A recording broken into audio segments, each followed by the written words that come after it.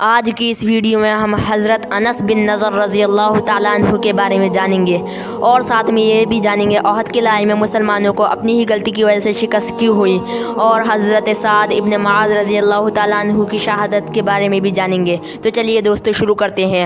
حضرت انس بن نضر رضی اللہ تعالیٰ عنہ ایک صحابی تھے جو بدر کی لڑائی میں شریک نہیں ہو سکے تھے۔ ان کو اس چیز کا صدمہ تھا، اس پر اپنے نفس کو ملامت کرتے تھے کہ اسلام کی پہلی جنگ میں شامل نہ ہو سکا۔ ان کی تمنا تھی کوئی اسلام کی دوسری جنگ ہو۔ اتفاق سے احد کی جنگ پیش آ گئی جس میں یہ بڑی بہادری اور دلیری سے شریک ہوئے۔ احد کی لڑائی میں اول تو مسلمانوں کو فتح ہوئی، مگر آخر میں ایک غلطی کی وجہ سے مسلمانوں کو شکست ہوئی۔ وہ غلطی یہ تھی کہ حضور اکرم صلی اللہ علیہ وسلم نے کچھ آدمیوں کو ایک خاص جگہ مقرر فرمایا تھا کہ جب تک میں نہ کہوں اس جگہ سے نہ ہٹنا۔ جب مسلمانوں کو شروع میں فتح ہوئی تو کافروں کو بھاگتا ہوا دیکھ کر یہ لوگ بھی اپنی جگہ سے یہ سمجھ کر ہٹ گئے کہ اب جنگ ختم ہو چکی ہے، اس لیے بھاگتے ہوئے کافروں کا پیچھا کیا جائے اور غنیمت کا مال حاصل کیے جائے۔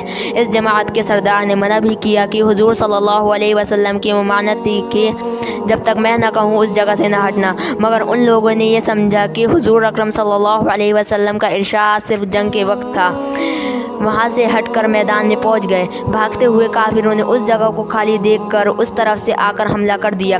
مسلمان بے فکر تھے، اس اچانک بے خبری کے حملے میں مغلوب ہو گئے اور دونوں طرف سے کافروں کے بیچ میں آ گئے، جس کی وجہ سے ادھر ادھر پریشان بھاگ رہے تھے۔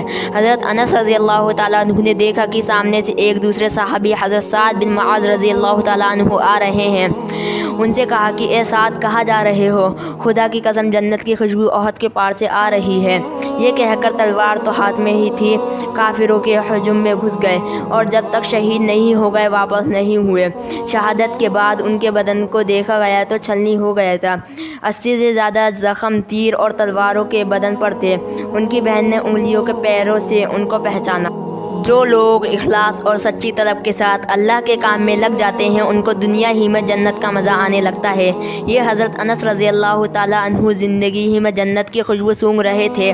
اگر اخلاص آدمی میں ہو جاوے تو دنیا میں بھی جنت کا مزہ آنے لگتا ہے۔ تو آپ کو یہ